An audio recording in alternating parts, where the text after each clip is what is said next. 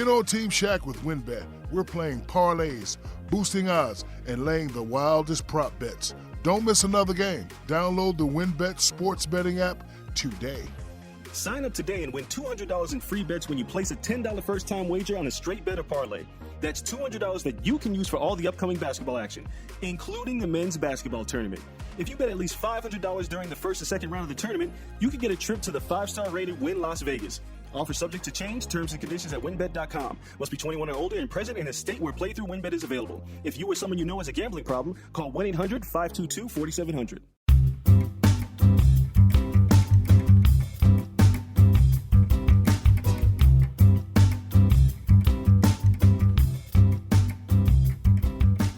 All rise for your honorable host, Nick Amell.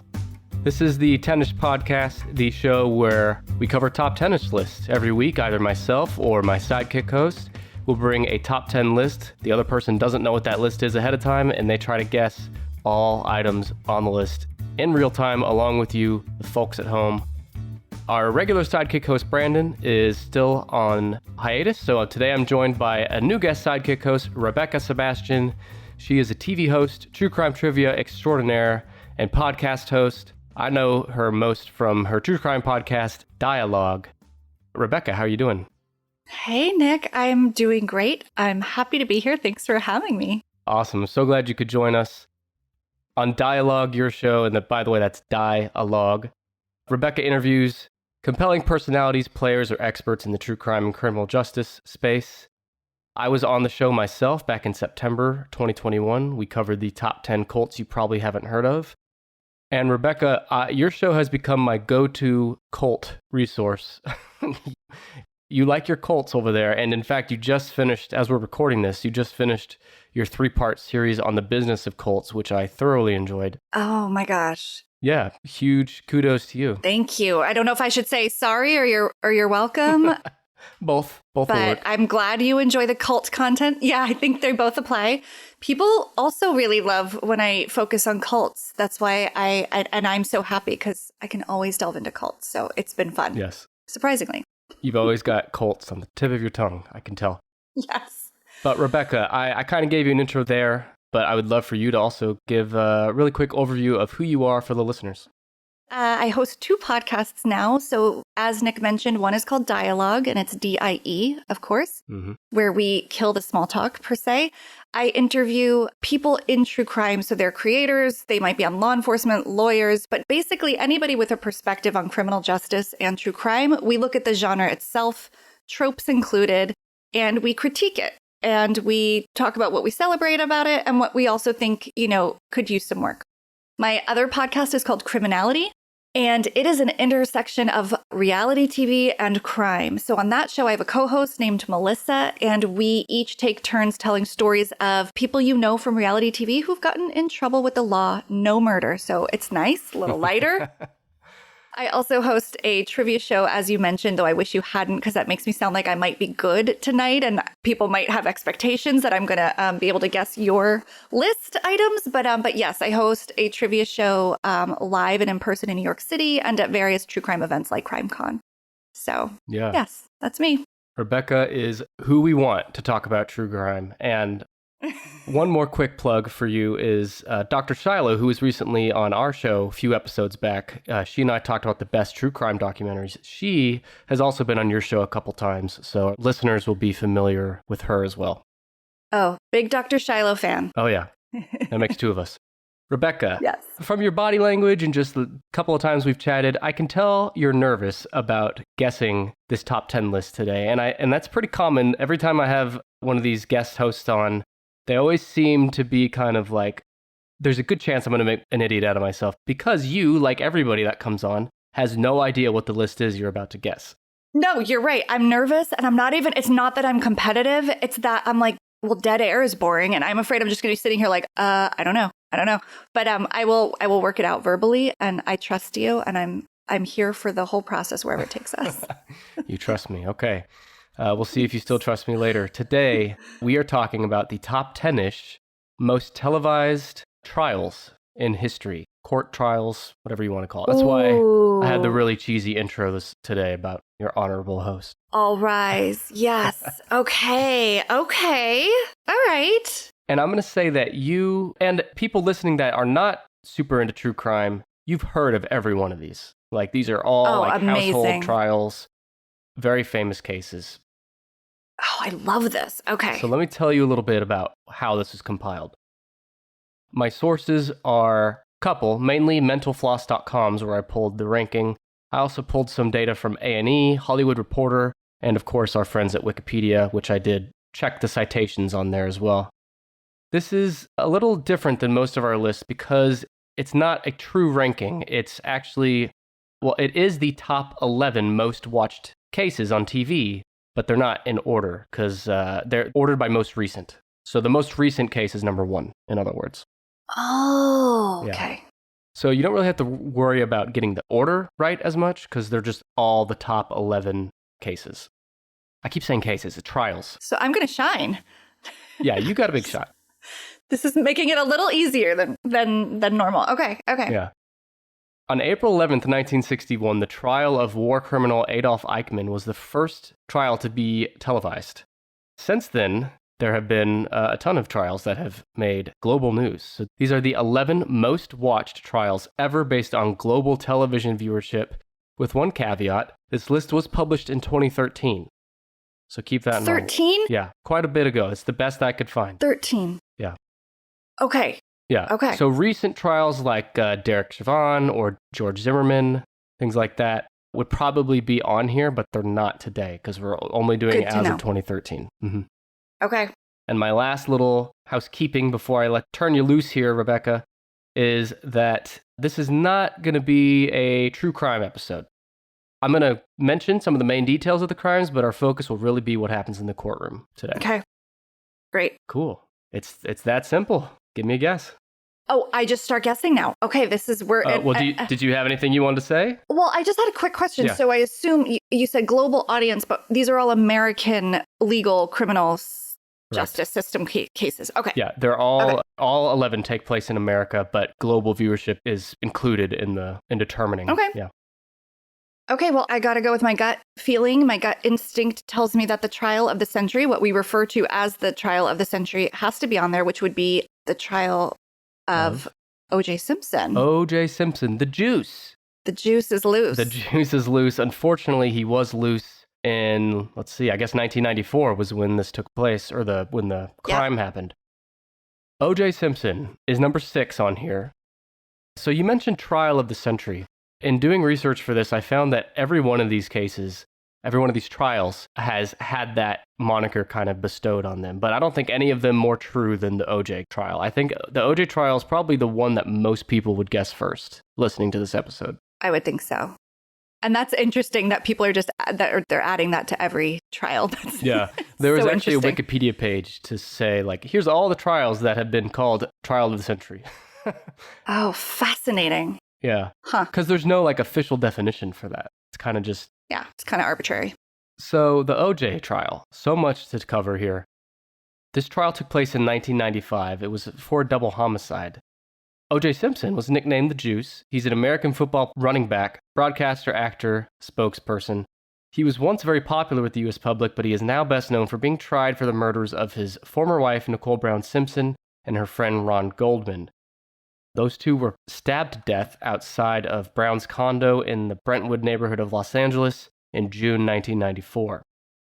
After investigators found a blood-stained glove on his property, and after O.J. did not turn himself in after that, he became the object of a low-speed pursuit in a white 1993 Ford Bronco SUV, owned and driven by his friend Al Cowlings. So I love that it was a low-speed pursuit.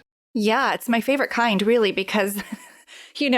probably less accidents, less chance of, causing something horrible. I mean, sure. The LA freeway, that could have the potential to be really dangerous and have a lot of accidents. So yeah, we love a low speed chase. And I mean, the white Bronco is as ingrained in my mind as, the glove that I'm sure we'll get to in the trial. Like, that is a key element of like the brand of that. Oh, yeah. Of that story is the white Bronco. And the white Bronco, low speed chase, and the glove that we'll talk about, both also parodied on Seinfeld, of course.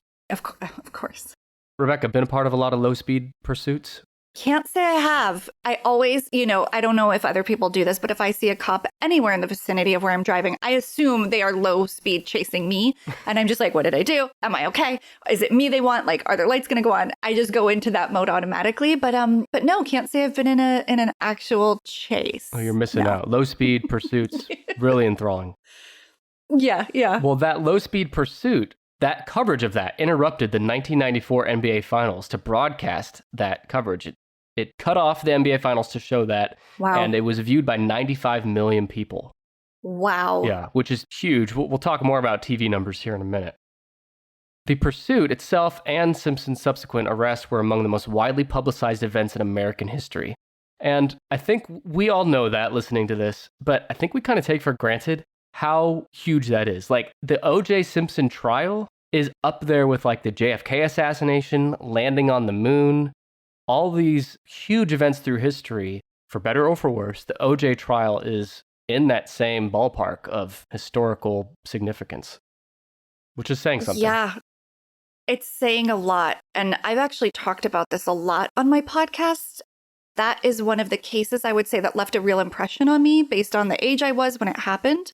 I was already interested in crime and mystery and things like that. But that trial, I remember watching it and saying, this is about more than murder. Yes. And I think that's why 95 million people watched The Chase, and subsequently why this is the 6th highest viewed trial, because it was really about race. It was about celebrity and money and power. There were gender dynamics because of the, alleged domestic abuse. So yes. I looked at that case and I said, this is so interesting to me, because I don't think we're all tuning in because somebody was killed. There's more to this. So, or even yeah, that it was a celebrity that killed. Right. Right. There were a lot of elements. There's been countless books, documentaries, movies about this case.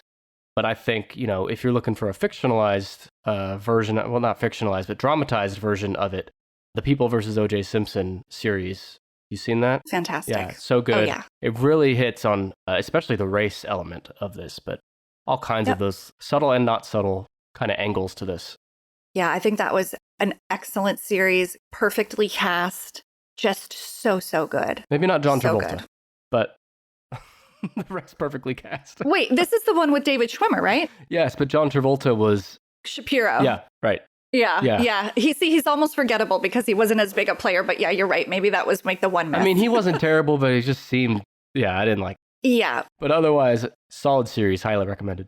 Agreed. But I thought David Schwimmer surprised me, and I loved the Kardashian element given now who the Kardashians are to us. That was such a fun throwback to because they show these fictionalized versions of the Kardashian family as children.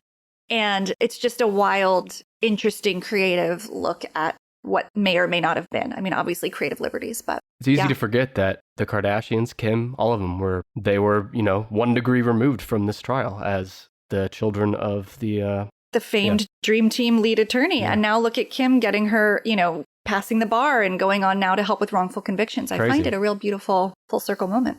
Kanye next, maybe. Okay. So speaking of that Dream Team, it was led by Johnny Cochran. Yes, of course. Simpson's prone to theatrics defense attorney, who famously declared during his closing arguments, in reference to a pair of gloves assumed to be used by the killer, and the gloves did not fit the Juice's hands. He said, "If it doesn't fit, you must acquit." And that was all she wrote. Cochran was able to convince the jury that there was a reasonable doubt concerning the DNA evidence in this case, which was a relatively new form of evidence in trials at the time. The reasonable doubt theory included evidence that the blood sample had allegedly been mishandled by lab scientists and technicians, and there were questionable circumstances that surrounded other court exhibits. Cochran and the defense team also alleged other misconduct by the LAPD related to racism and incompetence.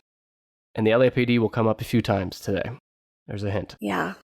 More than 100 million interested parties watched from home, which is about as many people tune in for most Super Bowls. So 100 million people a Super Bowl's worth of people watching this trial unfold. The trial became historically significant because of the reaction to the verdict. Although the nation observed the same evidence presented at trial, a division along racial lines emerged in observers' opinions of the verdict, which the media dubbed the racial gap. Mm-hmm. So that's what you were saying.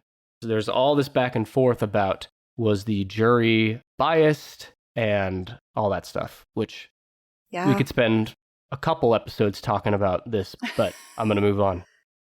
Well, I will say this. A poll of LA County residents showed that most African Americans thought justice had been served by the not guilty verdict, while the majority of whites and Latinos thought it was a racially motivated jury nullification by a mostly African American jury. Wow. However, more recent polls shows the gap has narrowed, and now over half of black residents, as of 2013 in LA, believe Simpson was guilty. Interesting. Yeah. Simpson got off. He got a not guilty verdict. Yeah, and I think it's important to remember that time and place in Los Angeles. That was a heated time fraught with racial tension from other cases and things happening, that the reaction to that, I'm sure there were influences, external influences, because a jury is made up of human beings with stories and hearts, and it makes sense to me that the tide has shifted on that opinion. It's interesting to hear. Also, side note, but they do everything they can to find a fair and impartial jury, right? But taking away the specifics of the OJ trial, just trials in general, how do you find an impartial jury when it comes to a celebrity at the level of OJ? Yeah. Right? That's a challenge. For sure. If you've heard of a celebrity, most of the time, even if you don't know much about them, you have an opinion. Oh, I hate them, or oh, they're okay. Mm-hmm. So that's an interesting thing to consider. Very hard to be neutral about a public figure. Yep. So OJ did get away with it. And after the trial, though, the father of Ron Goldman, one of the victims, he did sue OJ in civil court and won. Mm-hmm. The jury unanimously found Simpson responsible for the deaths in that trial in 1997. And the Goldman family was awarded $33.5 million, or $54 million in today's money, but have only received a small portion of that figure to date from upstanding, never again in trouble with the law citizen O.J. Simpson. Right. Yeah, he went on to live a very upstanding life. We never heard any bad things about him again. Just a plug to Kim Goldman, who is Ron's sister, has written incredible books about her experience and also did an amazing podcast called Confronting OJ, where she revisits this time in life and goes back and talks to all the major players of the trial and the case. It's well done, and she's an amazing communicator. If you want kind of the human and personal side of that story, it's a great listen. What was it called again? Confronting OJ? Confronting OJ, and it's Kim Goldman is the host, and she's the sister of Ron Goldman. I'm going to look that up for sure. See, this is why... It's great. This is why you're here. Provide these little tidbits that I'm not going to know. Yes. That sounds like a must listen, truly. It is. Speaking of must listen, I must listen to you. Give me a guess. Okay, I'm going to stay in Los Angeles, and I'm going to guess the Menendez brothers trial. Yeah, actually, there's quite a few Los Angeles here. Oh, wow. I'm going to have to start really thinking hard. These two were like top of mind as soon as I knew. So, Eric and Lyle Menendez, their trial. They are number 7. Lyle and Eric Menendez, the brothers who killed their parents. Mm-hmm. I don't know what year the crime took place, but the trial took place in 1993. I think it was 89. Oh, there it is. Yep, August 89. Okay, so Lyle and Eric Menendez, in August 1989, they killed their parents. Jose Menendez, who was a big shot executive millionaire, and his wife Kitty were sleeping on a couch in the den of their Beverly Hills mansion when Lyle, age 21, and Eric, age 19, entered the den carrying shotguns. Red flag. Jose was shot in the back of the head with a Mossberg 12-gauge shotgun. Kitty was awakened by the shots and rose from the couch. She was shot in the leg and fell and was shot several times in the arm, chest, and face, leaving her unrecognizable.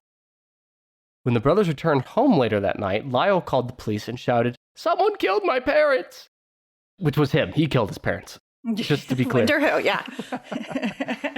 During the trial, the Menendez brothers stated they committed the murders in fear that their father would kill them after they threatened to expose him for years of sexual, emotional, and physical abuse, while the prosecution argued that they did it to inherit their father's multi-million-dollar estate. Rebekah, maybe you remember. I'm a bit fuzzy, but I think both things are true, right? there was physical and sexual abuse happening in the home, but they also killed their parents because they wanted the money. I mean, I don't know that there's definitive proof about the abuse. There are family members who have corroborated the boys' stories. There were cousins, and if not corroborate entirely, supported that that could be true. I don't think there was evidence of it. I think there was testimony about it, if I remember correctly. And there is definitely evidence of their spending spree. Oh, yeah. Post-inheritance that included, sports cars and Rolex watches. And this was all before the police were on to them. They lived, we know what really happened. It's hard to know why it really happened. And I think this is one of those cases where the truth is probably somewhere in the middle. I never want to take away from a victim's story. I want to believe victims of abuse. But you do have to, examine and critique and investigate. I think their dad was really intense. I think he was very hard on them. Yes. I think there could have been some kind of abuse. I don't know if it was ongoing sexual abuse since one of them was younger. I don't know.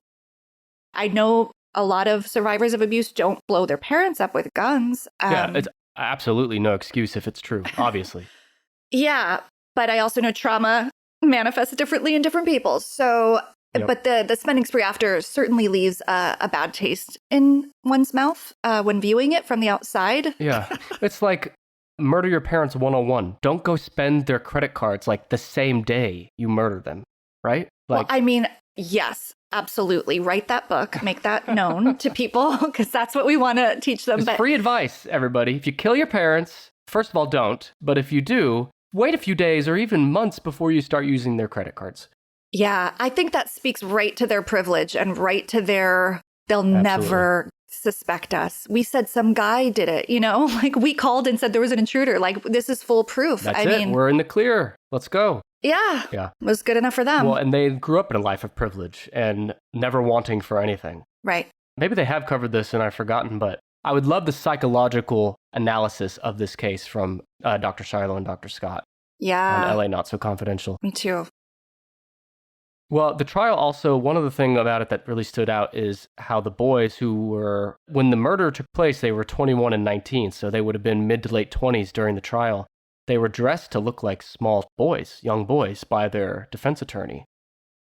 Their hair and their clothes and their demeanor was all very childish to kind of paint them as these innocent little boys who could never do this or who were they're the victims. Right. And their lawyer, who I know is played by Edie Falco in the series, why can I not remember this, their lawyer's name? Anyway, she not only kind of presented them that way, she called them the boys. She would say, she would refer to them as the boys, and she would put her hand on their shoulder and their head, and she was very maternal towards them. And that was all to, create an image, and those cues matter. Juries are looking for those kinds of things. And she was, an expert at creating and supporting her narrative that she put forward. And it's just so interesting. Like, again, this could be a whole other podcast, so we can move on here in a second. But just this whole strategy to murder trials, right? It's not just the facts and the evidence. There's strategy in what you wear, how you present yourself, what you say, who you make eye contact with in a trial. Like, there's all these little things that can lead to a guilty or not guilty verdict that have nothing to do with the actual evidence. Which, I don't know how you solve that, because we're all it's human nature, but it's just fascinating to me. It is, and a good lawyer knows what those things are and also spends resources. So when you have the privilege of being able to afford a really high-end attorney, they do things like hire jury, not investigators, but they have people, consultants, right, who help position the defendants in the best way. It's Leslie Abramson, by the way. I had to look. Thank you. Okay, so we'll tie a bow on this and say that, taking a step back, the boys, as it were tried in the same trial, but by separate juries, which was also unusual. Yeah. But both juries were deadlocked, so it was a mistrial. Yep. It was a media circus, obviously. It's on this list, so it must have been. So they had a second trial in 1995 where no cameras were allowed. Right. And it was that second trial where it only took 4 days for the brothers to be convicted, both on 2 counts of first-degree murder, and they are currently both serving life in prison. Yep. The boys. Wild story.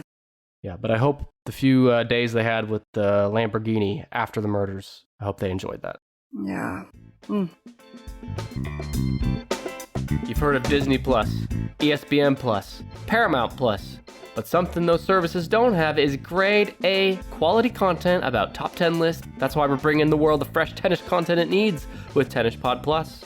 Tennis Pod Plus is our rebranded Patreon program where you can get 30 plus exclusive bonus episodes right now with more added every month. Recent bonus episodes include the life and times of Dr. Phil, World Monkey News headlines, top 10 most popular colors, and many more. Not only that, but Tennis Pod Plus members get early access to ad-free versions of our main episodes. If that's not enough, you'll also enjoy free merch and swag, monthly giveaways, and more.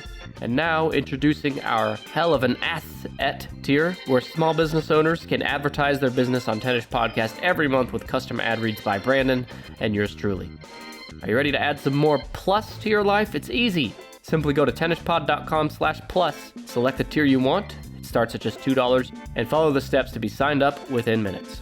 Or, if you're listening to my lovely voice right now on Apple Podcasts, all you have to do is go to our Apple Podcast page and tap the subscribe button near the top. In one tap, it will charge your Apple Pay payment method, and you'll unlock immediate access to all of the content you're looking for. So get your beautiful bum moving and sign up now to start enjoying all of the sensual benefits of Tennis Pod Plus. Go to tennispod.com/plus, that's PLUS, or sign up through Apple Podcasts. Do it now so you never have to listen to another shitty ad like this again. Rebekah, do you want to stay in LA? I don't, because I can't think of anything in LA right now. So we're going to go to Florida. Okay, sure. And I'm going to guess Ted Bundy. Ted Bundy. Okay, there's two Floridas on here. There's another Florida, too, I think you'll get later. Yeah, right? Florida. Florida's going to Florida. And Ted Bundy, he did a lot of stuff in Florida and other places. Ted Bundy's number 11. He's the oldest or furthest back, whatever, trial on this list from 1979. Yep. There's been so much on Ted Bundy, so I'm not going to even spend really any time on his crimes. Good. I'll touch on it briefly, but he murdered at least 30 women between 1974 and 78. He kidnapped, raped, murdered them, and after more than a decade of denials, he confessed to 30 homicides committed in 7 states, although some say his true victim count could be much higher. Yeah. In 1975, he was arrested and jailed in Utah for aggravated kidnapping and attempted assault. After that, he became suspect in a progressively longer list of unsolved homicides in several states. He faced murder charges in Colorado, but he escaped from prison twice. Yep. And it's just crazy. Yeah. I know. And I meant to say this earlier, but for this and all these cases, just remember this is a comedy podcast, mostly comedy. We're going to touch on these cases. Obviously, these are not meant to be comprehensive. You should seek out other podcasts, books, documentaries, etc. to get real deep in these things. We're just giving you an overview. Hopefully that's obvious, but yes, sometimes I feel like I need to say that. Okay, so he's facing murder charges. He escaped from prison twice. And that's where he escaped to Florida to do 3 more murders before his ultimate recapture in 1978. So this is a quote, not written by me. It says, handsome and charismatic, Bundy's... Ugh. Sorry, interrupted. The audible dismay in your voice. I'm sick of it too. I'm sick of this. We need to cool it with the handsome, because he isn't objectively. Yeah. It's just that he doesn't look like the monster he is, so we just assigned him this good-looking status that it's not real. Totally. Stupid. Now, if we're talking about Zac Efron's Bundy, I can listen to that. But Ted Bundy himself, no. He was only attractive in that he wasn't unattractive, and that he wasn't visually who you'd consider a serial killer. Exactly. And in the spectrum of serial killers that we'd known previously, sure, he might be on the average end of that spectrum, but the bar is pretty low at that point. So yeah, but there's still people even today that have the hots for this guy, which, anyway, let's not get into that. Mm-mm. It says that because he was so, quote, handsome and so, quote, charismatic I'll buy, his arrest and subsequent showboating made worldwide headlines. He was assigned 5 court-appointed attorneys, but the former law student, Bundy, insisted on leading his own defense, and even during the trial, he would speak about himself in the third person, which is just such an asshole move. Ego. The ego is out of control. Yeah. He's a case study in out-of-control ego. which really is at the root of the whole thing with him. Like all the crimes, it all came down to ego. Yeah. More than 250 journalists from around the globe descended on Miami, Florida in the summer of 1979 when proceedings began in the case of the Florida murders, where Bundy broke into a sorority house at Florida State University and attacked 4 women in less than 15 minutes. He went true berserker mode. He killed 2 of them. His trial was the first to be televised nationally. Did you know that? I did know that, and I want to add something to that sorority house story when you're done. Oh, well, go ahead. It's a good place to do that. Well, just you mentioned that 2 were killed and 2 survived. And I've spoken to one of those survivors on DIE-ALOGUE. Her name's Kathy Kleiner. And just for anybody who wants, again, a humanized version of the story and the appropriate focus, which should be a survivor, a victim of his, but a living victim. She's an incredible woman. And she also testified in the trial. She was a huge part, really, of the case against him. That's all. Kathy Kleiner. No, that's amazing. Super relevant plug. I'm glad you did that. And I had listened to that too, back when you first released it, and highly recommended. A pretrial plea bargain was negotiated in which Bundy would plead guilty to killing the students in exchange for a firm 75-year prison sentence. At the last minute, however, Bundy refused the deal. A public defender, Mike Minerva, was quoted as saying it made him realize he was going to have to stand up in front of the whole world and say he was guilty. He just couldn't do it. Yeah. There's that ego again. Bundy never confessed to anything till the absolute very end, like the day before he was executed. Incriminating physical evidence included impressions of the bite wounds Bundy had inflicted on Lisa Levy's left buttock, which forensic odontologists matched to castings of Bundy's teeth. The jury deliberated for less than 7 hours before convicting him on July 24th, 1979. Basically, the jury could have listened to about 7 10-ish podcast episodes, and in that time, they would have convicted this asshole. They convicted him of 3 counts of first-degree murder, 2 counts of burglary. Bundy received 2 death sentences for those. So I'm going to skip ahead a little bit. During the penalty phase of the trial, Bundy took advantage of an obscure Florida law providing that a marriage declaration in court in the presence of a judge constituted a legal marriage. As he was questioning former Washington State DES co-worker Carol Ann Boone, who had moved to Florida to be near Bundy, Bundy asked her to marry him while she was on the stand. She accepted, and Bundy declared to the court that they were legally married and they eventually had a child together. Wild. That is wild. I knew that and forgot, and you've reminded me. And I mean, it's the ego, but that tells you a lot about his mind. And I mean, he was working it right to the last minute, you know? Like, what's in it for him and how could he get the best deal in the end? It's, I guess that is part of why people still talk about him. Yeah, and he thought to the very end, or at least he externally put out that he was going to get away with this. Because he'd gotten away with everything his whole life, he thought. He escaped prison multiple times. He'd killed for 5 or more years. He thought, I can charm my way out of this. And I'm the smartest guy here. Of course I am. And you know, I mentioned they had a kid, he and Carol Ann Boone, and they weren't supposed to have been able to have a kid because conjugal visits were not allowed. But he bribed a prison guard, is what I read. Ew. All of it. Ew. I'm almost done with this jerk, and then we can move on. In February 1980, in a separate trial, Bundy was sentenced for a 3rd time to death by electrocution. And as that sentence was announced, he reportedly stood and shouted, "Tell the jury they're wrong!" The 3rd death sentence would be the one to ultimately stick and carry out 9 years later. Oh. He was put to death on the electric chair, January 24th, 1989, and outside, hundreds of people sang, danced, and set off fireworks in celebration. I remember that. So Ted Bundy, it's like we're all sick of talking about this guy, but when you go over these details, like you just said a minute ago, it's easy to see why his story is just so interesting. Yeah, there are elements about it that are really fascinating. Yeah, I do make room for that. I am so tired of him and his name, but I understand the interest, I guess. don't need to see any more movies made about him, though. That I'll say. We're done. We're done with those. I think we've hit the limit. All right. Agreed.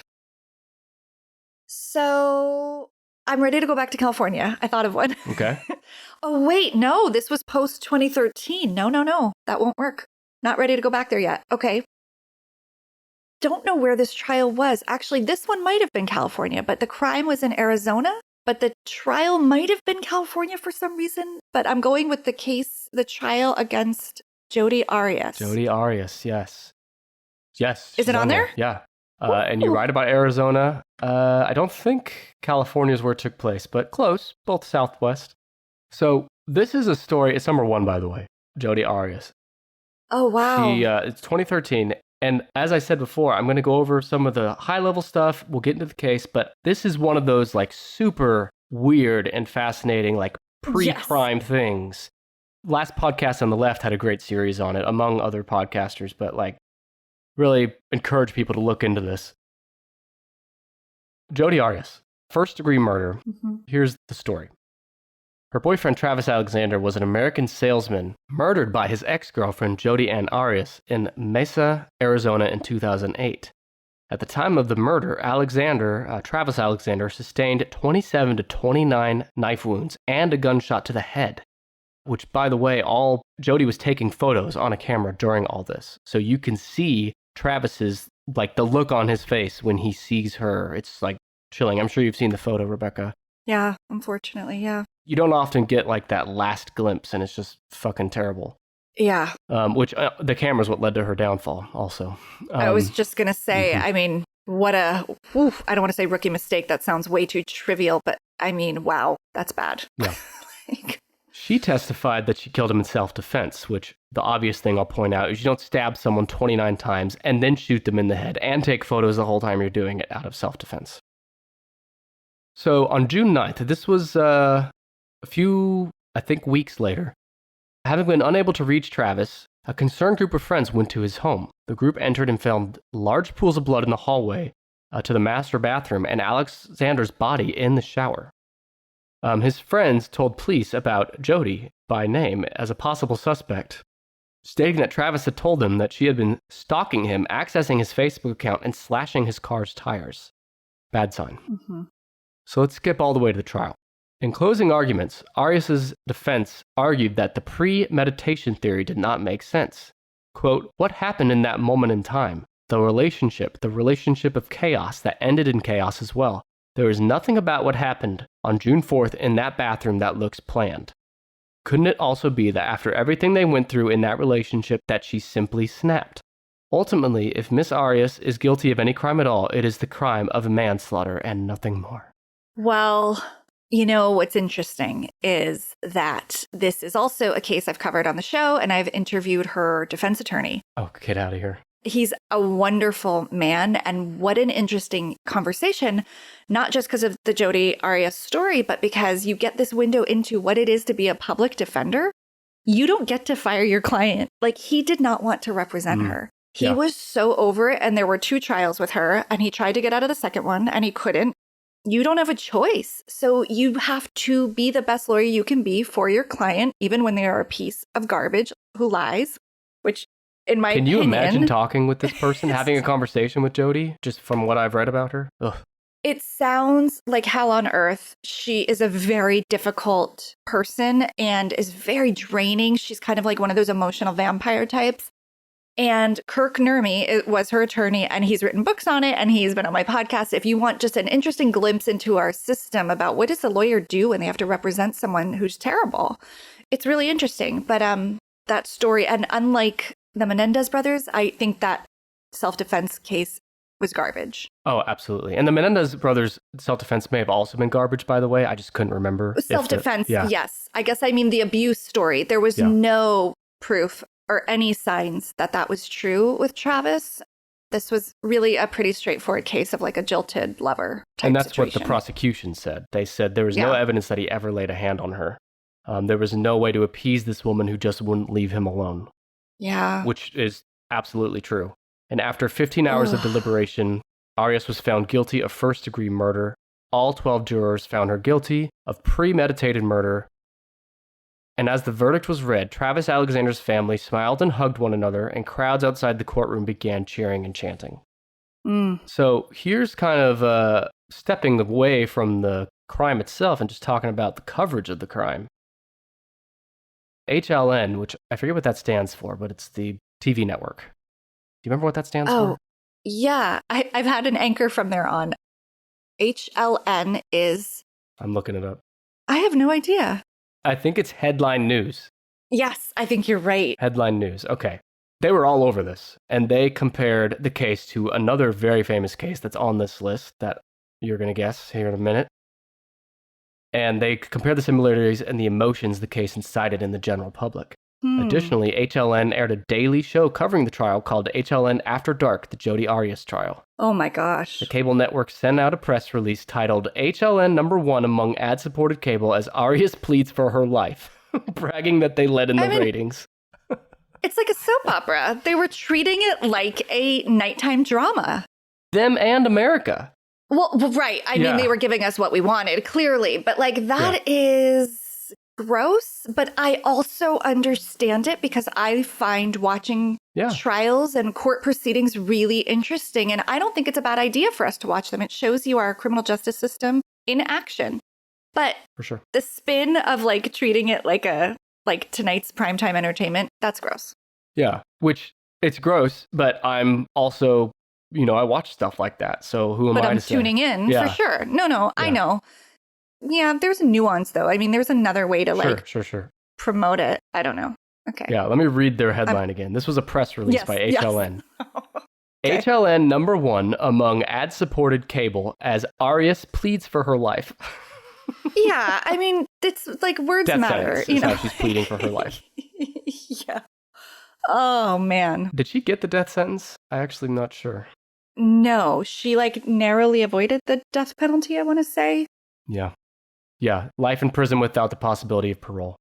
So in that case, the lawyer did his job. Like at that point, if you're her lawyer, your job is just to avoid the death penalty. You're obviously probably not going to get an acquittal, but yeah.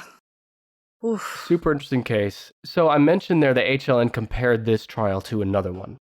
Does that ring any bells for you? So it's got to be a woman because that seems like an outlier. A couple names are coming to mind, but I don't think they're right. Darlie Routier? No.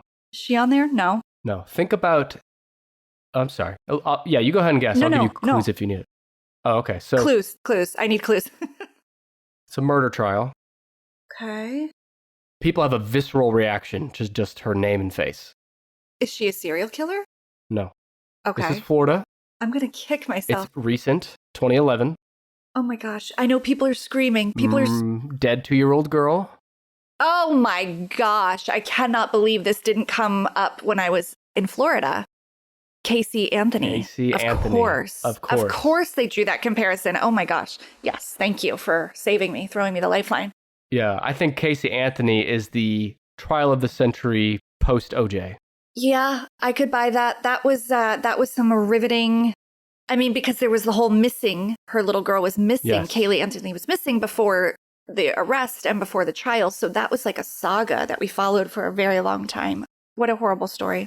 Absolutely. Casey Anthony's #3, her 2011 trial. And the story is just heartbreaking. So Kaylee Anthony, her daughter, was a 2-year-old American girl who lived in Orlando with her mother and her grandparents, Casey's parents, George and Cindy Anthony. In July 2008, Kaylee was reported missing in a 911 call made by her grandmother, Cindy, who said she had not seen Kaylee for 31 days. Now, I don't know, just 31 days is a long-ass time to not see the granddaughter you live with again. It's a whole other thing. It's way too long. Yeah. And so she calls 911, haven't seen my granddaughter in 31 days. And she also said that her daughter, Casey, her car smelled like a dead body had been inside it. And I know that life. Mm. Not because I've had dead bodies in my car, to be clear, but just smelly cars. Cindy said Casey had given varied explanations as to Kaylee's whereabouts before finally telling her that she had not seen Kaylee for weeks. Casey lied to detectives, telling them Kaylee had been kidnapped by a nanny, Zanny the nanny, on June 9th, and that she had been trying to find her, too frightened to alert the authorities. She was charged with first-degree murder in October 2008 and pleaded not guilty. Now, October 2008 is before the body was found, so there's no body for Kaylee, but they are charging her with first-degree murder, and that's when the circus starts, the media circus. 2 months later, which is 5 months after being reported missing in December, 2-year-old Kaylee's skeletal remains were found with a blanket inside a laundry bag in a wooded area near the Anthony family house. The prosecution sought the death penalty and alleged Casey wished to free herself from parental responsibilities and murdered her daughter by administering chloroform and applying duct tape. The defense team, led by Jose, is it Baez? Baez, I think. countered that the child had drowned accidentally in the family swimming pool and that her grandfather, George Anthony, disposed of the body. Quick sidebar. To me, when I hear the further details of the case that we're not going to have time to get into, to me it seems awfully clear that Casey wanted to have a night out. She gave Kaylee Zanny the nanny, which was Xanax, gave her too much on accident, and we go from there. Zanny the nanny. I mean, that's all I need to hear to know the whole story, honestly. And it's sort of interesting because that was a lie, this whole fictional babysitter, but there's a truth revealed in it that was probably subconscious that she said that, right? I think that was just like your body and your mind are working in overtime. If you're lying to the police about something that horrific, the fact that that came out, I also think, her mom tried to backpedal after saying there was this, it smelled like a dead body. Later, she said, well, it could have been like trash. There was pizza. It's like you kind of have to believe what people tell you, especially in those critical moments. And I think that's exactly probably what happened. It was probably accidental. And then she had to, figure something out. Figure something out. Exactly. And then, unfortunately, she, like the Menendez brothers, did very stupid things immediately after. In that time period where she wasn't looking for her daughter, she was just out partying and getting a tattoo and dating and, not looking like a mother who's missing her toddler daughter. So absolutely, it's just so sad. And there's the whole thing about where she lied and said she worked at Universal Studios, and that was the police wild. show up there. Like, she just started on ground zero of this whole thing. When police first questioned her, she just started everything wrong. Every decision wrong. Every choice she made was the wrong choice. She got as far as going to the offices of Universal with the police, saying she worked there, until she got to the front desk and they're like, this woman doesn't work here. And she's like, well, no, I don't. It's wild. It's totally George Costanza and Seinfeld, taking it as far as he can go before he has no choice but to come clean. Yeah, insane. The defense contended that Casey lied about this and other issues because of a dysfunctional upbringing. They said that her father sexually abused Casey. The defense did not present evidence as to how Kaylee died, nor evidence that Casey was sexually abused. So I'm pretty sure they said that and then never brought it up again. Yep.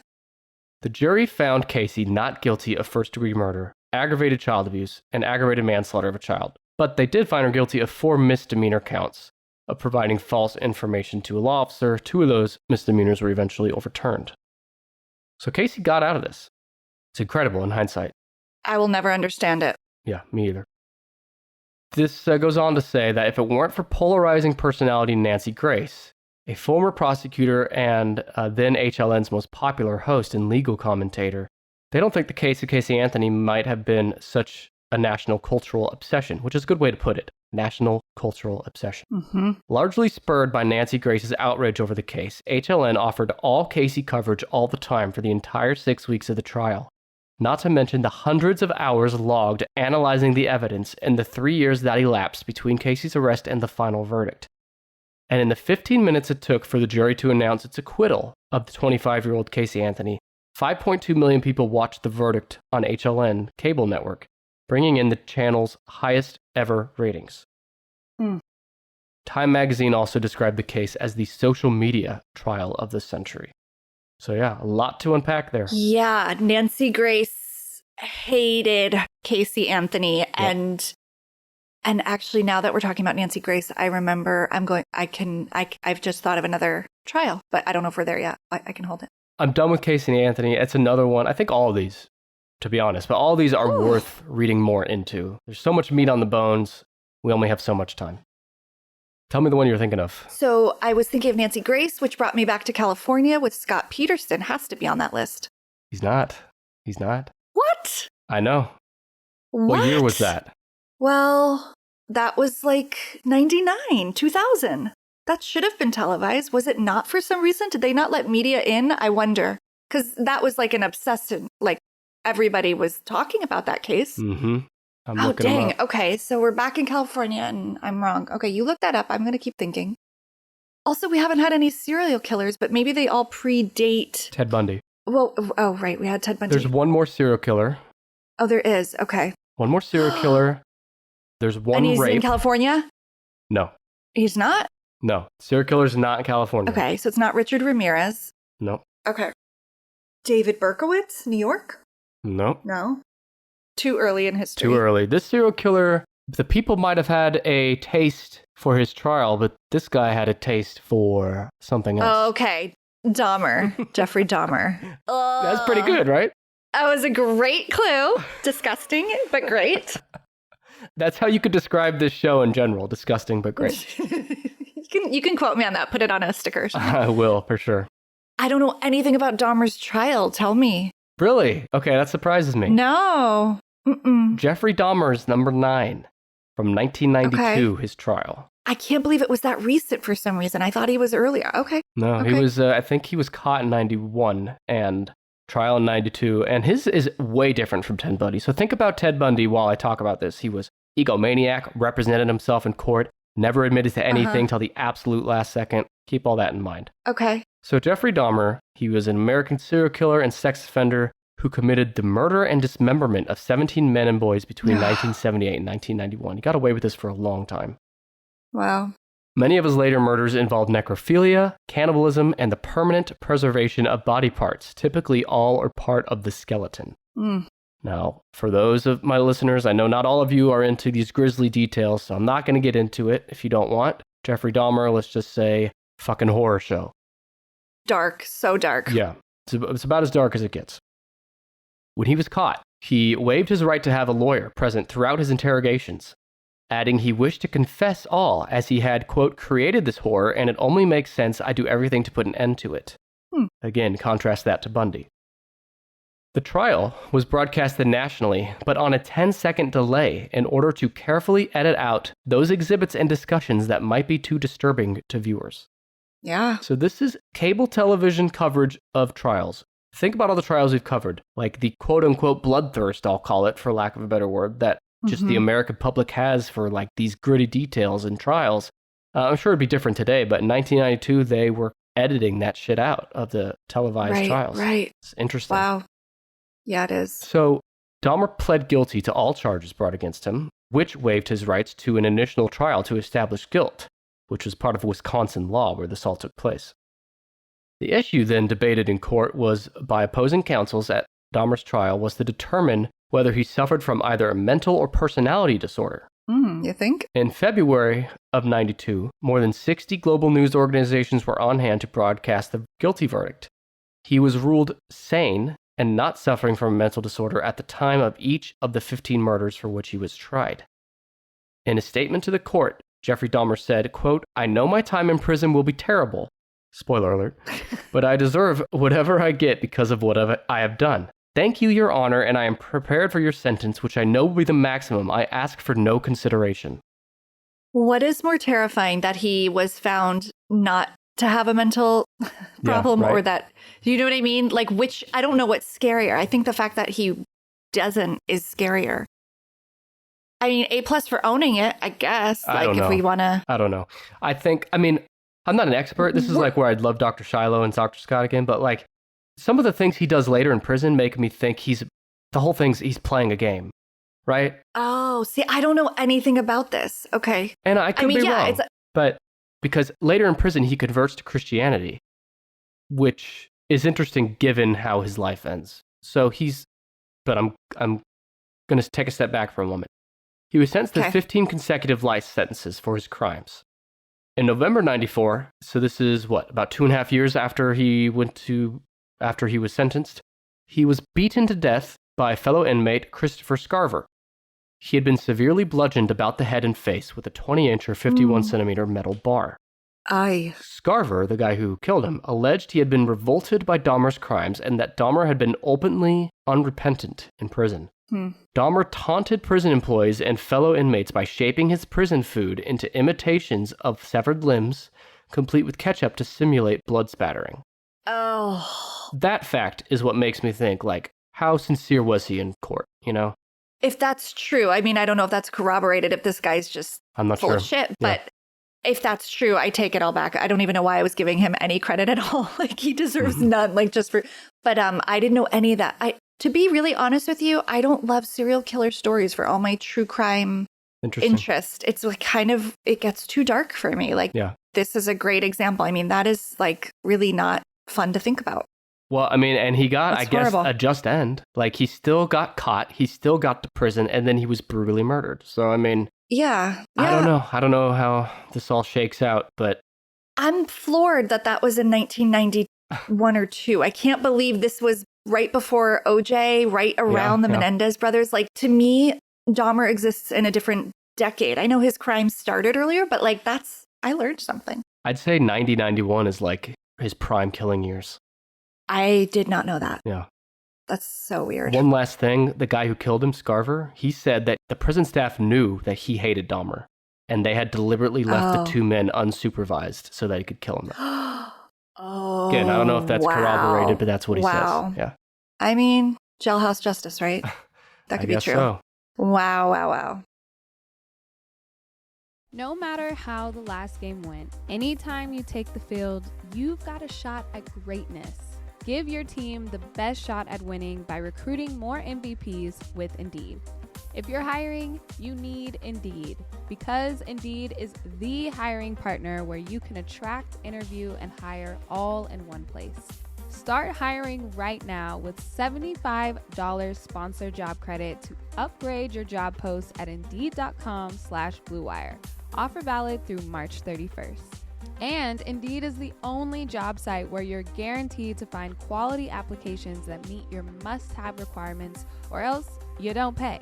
Go to Indeed.com/BlueWire to claim your $75 credit before March 31st. One of the things I love about Indeed is that it makes hiring all in one place so easy. And Indeed delivers 4 times more hires than all other job sites combined, according to Talent Nest. Indeed.com/BlueWire. Terms and conditions apply. Need to hire? You need Indeed. Facebook's safety teams protect billions of people each month. They lead the industry in stopping bad actors online. That's because they've invested more than $13 billion in the last 5 years, quadrupling their safety and security teams to 40,000 people, and investing in industry-leading AI technology to enhance safety on their platforms. It's working. Over the last several months, they've taken action on 1.7 billion fake accounts, 51.7 million violent and graphic posts, 62 million explicit adult posts, 9.3 million drugs and firearms sales posts. But working to reduce harmful and illicit content on their platforms is never done. Keeping your feed safe will continue to be everyone's priority at Facebook. Learn more about how they're helping people connect and share safely at about.fb.com/safety. Let's do a quick recap, actually. Yeah. You have 11 Ted Bundy, 9 Jeffrey Dahmer, 7 the Menendez brothers, 6 OJ, 3 Casey Anthony, and 1 Jodi Arias. You have several more in the 90s, including 92, same year as Dahmer. Oh my gosh. Can you take me to a region? Los Angeles, LAPD. Think about the same kind of issues we talked about in the OJ trial. Okay. Why is LA so hot and ready to pounce on a racial issue? Was it Rodney King? Rodney King, yes. The officers who was it assaulted the officer? Rodney King. Yeah. So his trial. There were 4 officers who were tried, yeah. Or their trials. Whoa. Yeah. Oh, this story is fucked up. So I'd always heard about this case, but I never really read into it until Actually, me either. So, all right, be ready to learn. Okay, I love it. Number 8, the officers who assaulted Rodney King. Trial took place in 1992. Here's the very truncated version of the story. Okay. Rodney King was an African-American man who was a victim of police brutality. In March 1991, he was beaten by LAPD officers during his arrest after a high-speed chase. They were chasing him because he was intoxicated on the highway, the interstate, actually. An uninvolved individual filmed the entire beating incident from a nearby balcony and sent the footage to a local news station. The footage showed an unarmed Rodney King on the ground being beaten after initially evading arrest. So let's be clear. King is, he did something wrong. The police were after him, but that absolutely does not justify what happens next. Of course. King's injuries, they beat him on the ground with their clubs and shit. He suffered a broken right leg, badly cut and swollen face, bruises all over his body, and burns on his chest where he'd been jolted with a stun gun. 4 officers were eventually tried on charges of use of excessive force. Of these, 3 were acquitted, so only 1 was actually found. That one, the jury failed to reach a verdict on that charge. Oh. So nobody was actually found guilty in this. Wow. Yeah, which led to the riots. Hold that thought, though. Okay.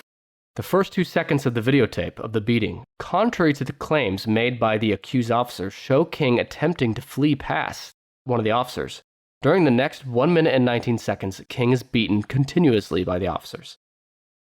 Afterward, the prosecution suggested that the jurors may have acquitted the officers because of becoming desensitized to the beating's violence, as the defense played the videotape repeatedly in slow motion in court, breaking it down until its emotional impact was lost on the jury. Fascinating, right? Show a video of someone getting beaten almost to death for a full minute. And by the end of the trial, you've seen it so many times you don't even register it. I mean, all I can think about are the parallels to what we just saw with Derek Chauvin's trial, which I know won't be on there because it's too recent. But of course, I remember the Rodney King beating and seeing that. And I remember the riots, or what they're now calling the rebellions, which is interesting, afterward. But I don't remember the trial. But now hearing these outcomes, I understand the rage that must have been flying through that city, like over the injustice of it. That's really awful. Yeah, That's too many really parallels awful. to recent history. But let me tell you about that uproar. Yeah. Within hours of the acquittals, this same day, the 1992 Los Angeles riots started. The riots, whether or not we want to call them riots, whatever, that's what Wikipedia called it. Yeah. The rioting lasted 6 days and killed 63 people. More than 2,000 were injured, more than 7,000 fires ignited, more than 12,000 arrested, and more than $1 billion in property damage. Wow. Oh, that is awful. That is awful. But don't worry, Bill Cosby came on TV and said, "Don't worry, everyone, let's take our mind off this and watch the finale to The Cosby Show." Yeah, and we all know how that ended up. Jeez, this is why we can't have nice things. Yeah, fucking oh my Bill Lord. Cosby. I'm not going to go down that rabbit hole. Such a liar, that guy. Okay, so this breaks my heart on a number of levels because there was an injustice, but then the damage and the destruction and the violence as a result is, equally tragic. So it's so and no one's held complicated. accountable, right? I mean, and then no one's held accountable, yeah. I mean, 12,000 people were arrested because of the riots, but as far as what started the riots, the beating, no one was held accountable. Right. Well, almost, because in a separate civil lawsuit in 1994, a jury did find the city of Los Angeles liable and awarded Rodney King $3.8 million in damages, which is better than nothing. However, King's story doesn't end there. His life kind of has a sad ending. He had further arrests and convictions for driving violations after the 1991 incident. He struggled with alcoholism and drug addiction. But in a weird twist, in 2010, he married one of the jurors of his trial, Cynthia Kelly. Wow. Yeah. And that's almost 20 years after the trial, so they must have reconnected and got married. But then 2 years after that, she found him dead at the bottom of their swimming pool. The autopsy stated he died of an accidental drowning. He had drugs and alcohol in his system, and also heart issues contributed as well. So just all around bad time for Rodney King. So sad. I mean, the trauma and the tragedy in his life, that is awful. I didn't know that about him. I didn't know his ending. And that's heavy. So I think we need to move to something a little less heavy for our next one. Okay. And I mean, it's still heavy. There's still alcoholism involved, but you feel much less bad for the victim in this case. Oh, interesting. This is a Hollywood celebrity who had, I'd say, the least consequential trial in this whole list. Okay. Can you give me a time period? 2010. Oh my gosh. What? Young woman. Celebrity. She was huge in like the 2000s. Hit a snag because of all these issues. Has been kind of out of the limelight for the last 10 plus years. And is now just starting to kind of get back in it. Singer or actress? Both, but primarily an actress. Okay, Lindsay Lohan? Lindsay Lohan. Yeah, that makes sense. Lohan, who knows? Yeah. But she's all the way up at number 4. Honestly, I know she's been in trouble with the law. I had no idea there was a criminal court case that was televised. I didn't know that. I mean, I have the least notes on this because it's the least interesting. It's truly, look at this. It's violating probation. That's what led her to court. But people were so obsessed with Lindsay Lohan. And she... Of course. She was such a character that it drew interest. Interesting. I would never have thought this would have made this list. Okay. Yeah, me neither. Tell me more. I forgot, like, once I heard it, I'm like, oh yeah, I remember Lindsay being in legal trouble. But before that, I like completely slipped my mind. Yeah. But during the late 2000s, she became a fixture in tabloid press for her legal issues, court appearances, and a number of stints in rehab facilities due to alcoholism. And I think she's like 20 or 21 years old at this time, so pretty sad. Yeah. This period saw her lose several roles and had significantly impacted her career and public image.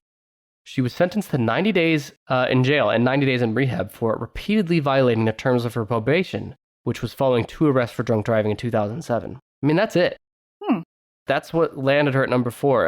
TMZ attracted record website visitors during this time. It's probably been broken since then, but yeah, it was just kind of one of those freak show cases. I mean, think of everything we've covered. Riots and murder and I was just going to say. Yeah. Yeah, I mean, like, I'm not Lindsay Lohan's like biggest fan or anything, but like to see her on a list with Ted Bundy, O.J. Simpson, it just doesn't feel right. Like if I was her PR person, I'd probably like scrub that list. I'd be working on getting her off that. For that sure. Seems very unjust. That is so weird.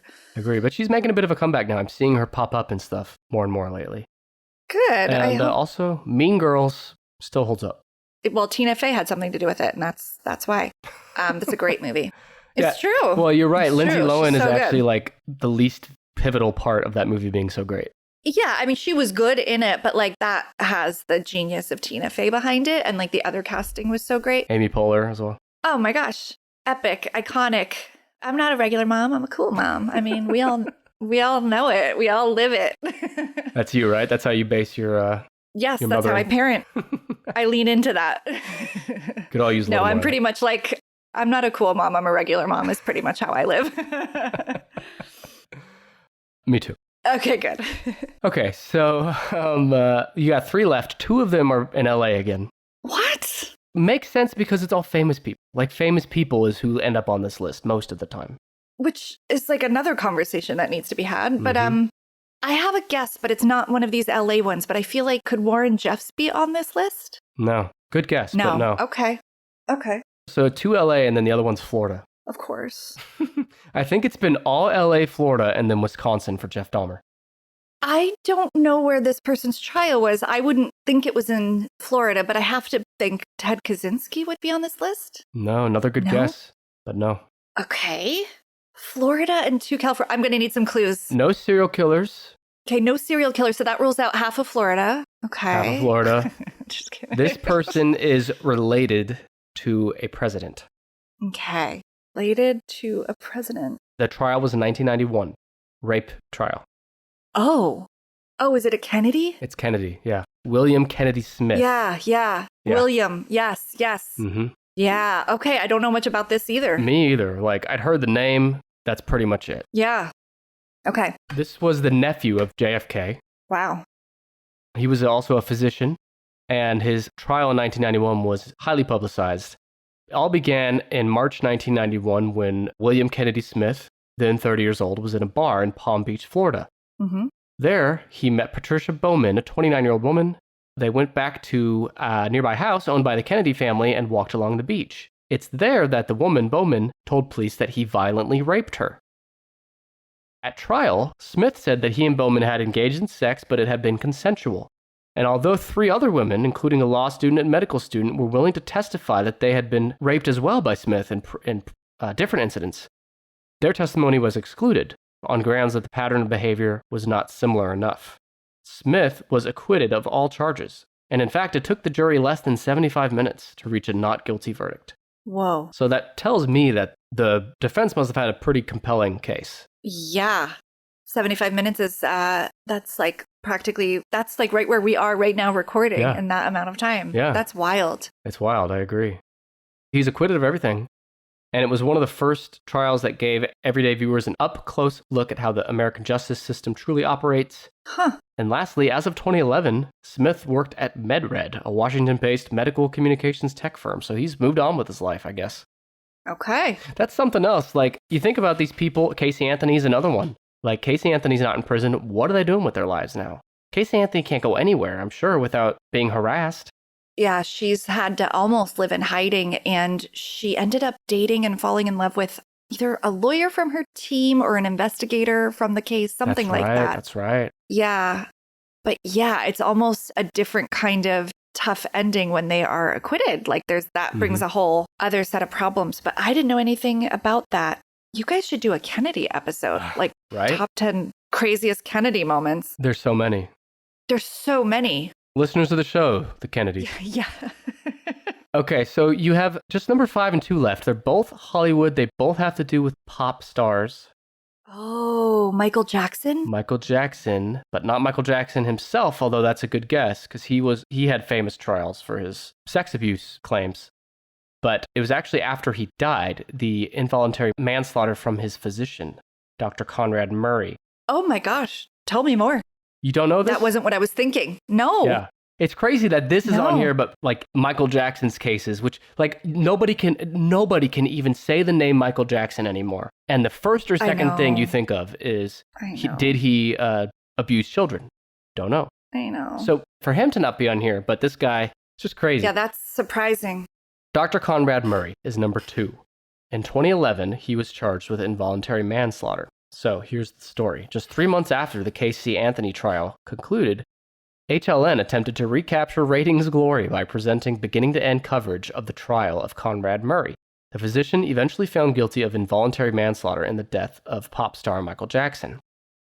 While viewership never quite reached Casey Anthony level heights, it did boost the channel's October ratings by 98% over the prior year.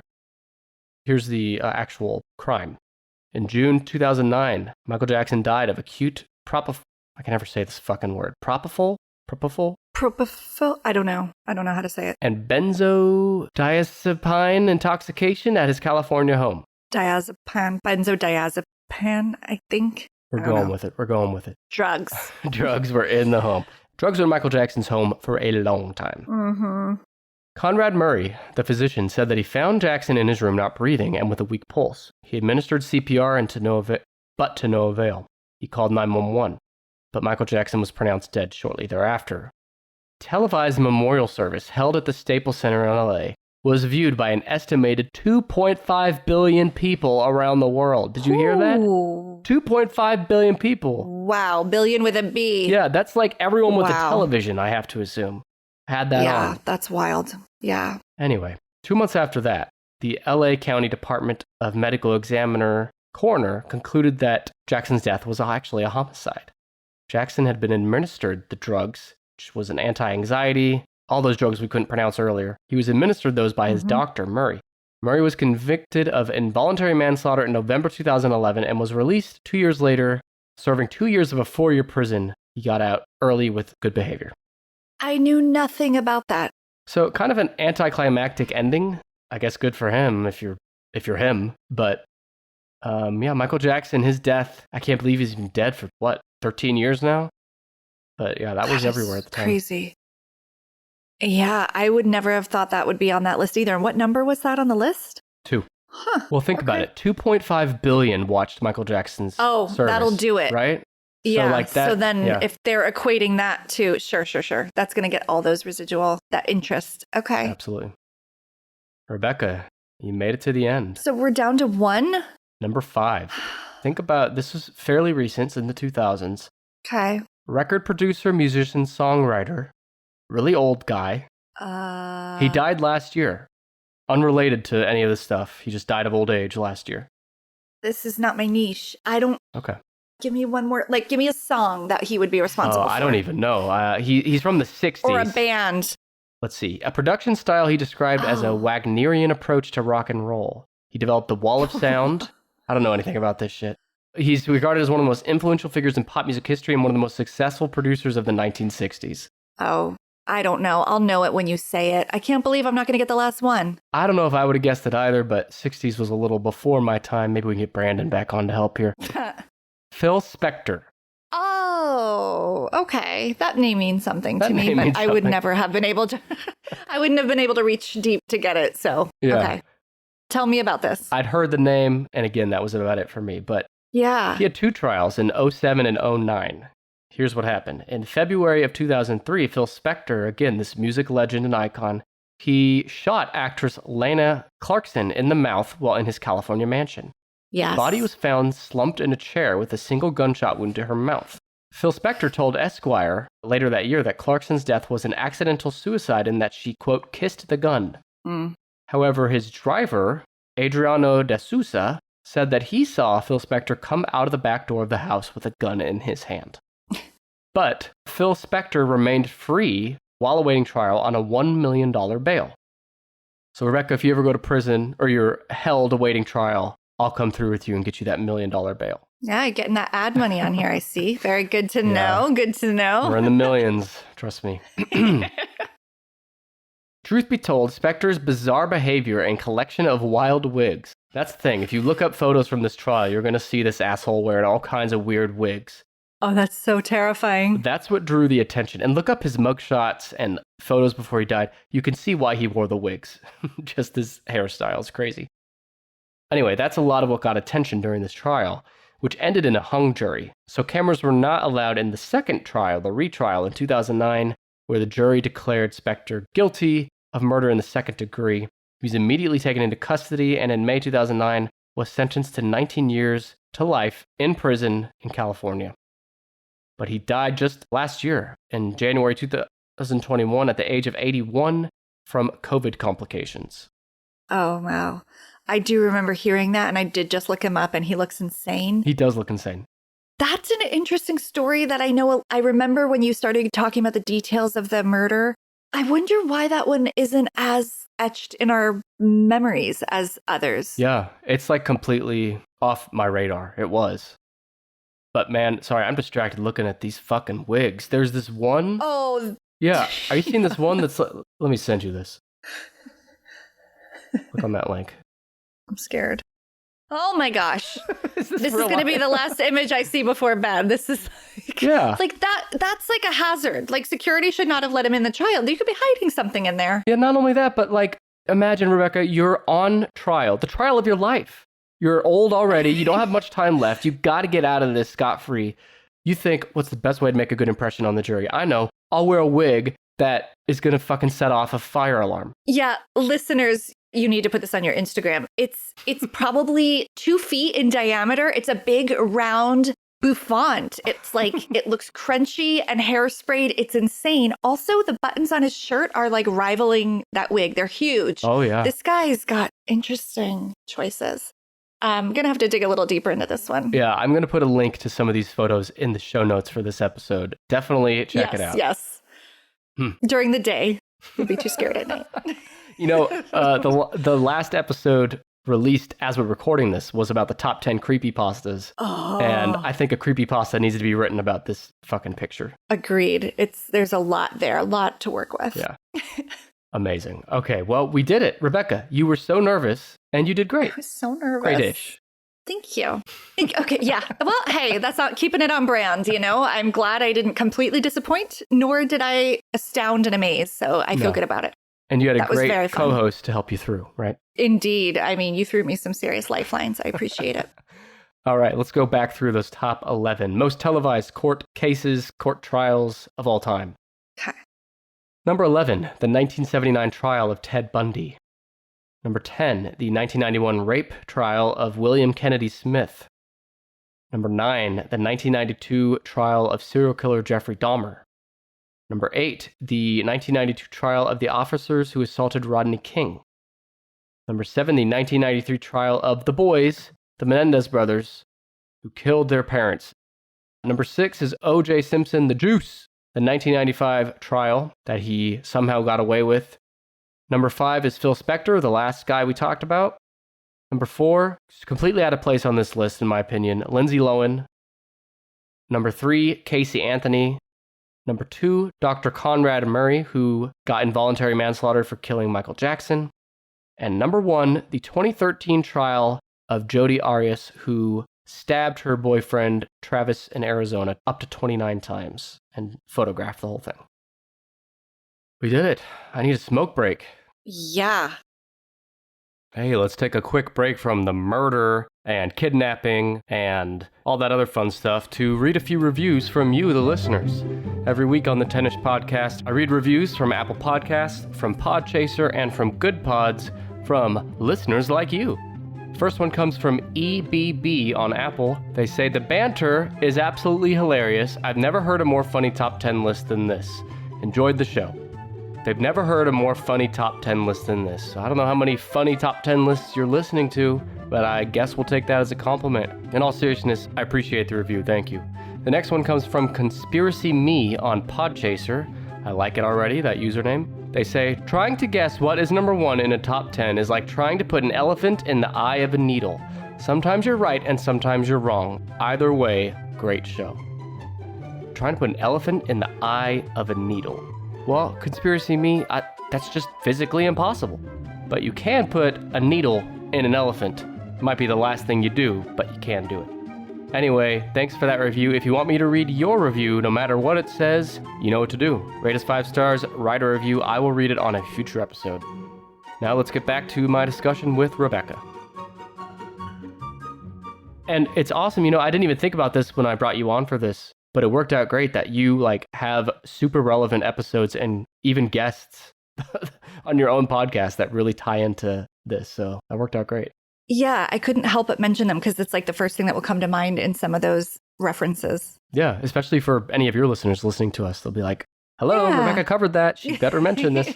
I know, right? Well, and this is a good segue because I want you to give another plug for any of your podcasts. And if you have anything coming up that you know of that you want to plug, would love to hear more about that. Sure. Thank you. Yeah, as I think you've probably heard a lot about dialogue at this point, I've had several references come up over different trials. I will be at CrimeCon for anyone who is into true crime. It's an annual convention. It's in Las Vegas. It's April 29th to May 1st. And I will be on Podcast Row. I will actually be doing trivia there. You can come meet Rebekah. Yeah, you can come meet me. Quiz her on this list. Bring this list with you and see if she remembers all 11 trials. I promise you I won't. I'll remember 2 if you're lucky, and they'll be the first 2 that I said. But yeah, hang on. I got to interrupt you one more time. What the listeners need to do, if you're going to CrimeCon, print out that photo of Phil Spector and bring that for Rebekah to sign for you. Oh my God. Oh, actually, that kind of would be amazing. And then mail it to Nick. Just round out the loop. Done.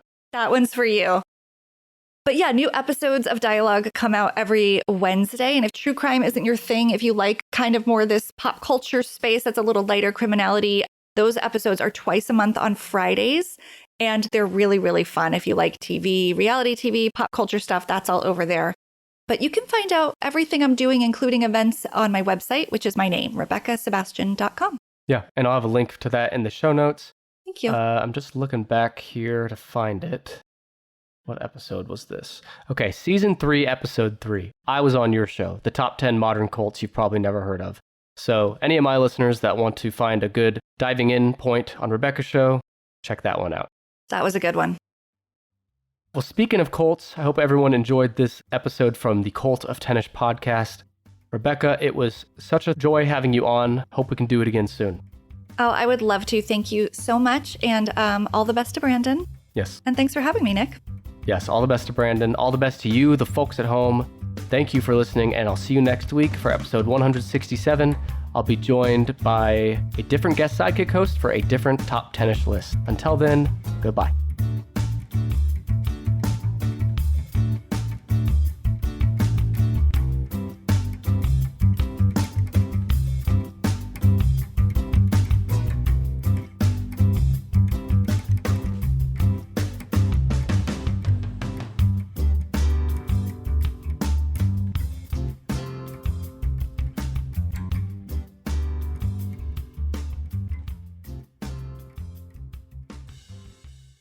I'm Amira Rose Davis, host of the new season of American Prodigy, all about Black girls in gymnastics.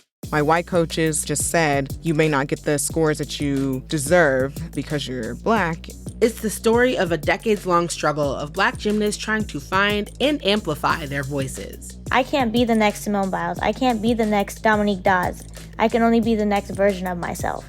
Listen to American Prodigies on Apple Podcasts, Spotify, Stitcher, and wherever you get your podcasts.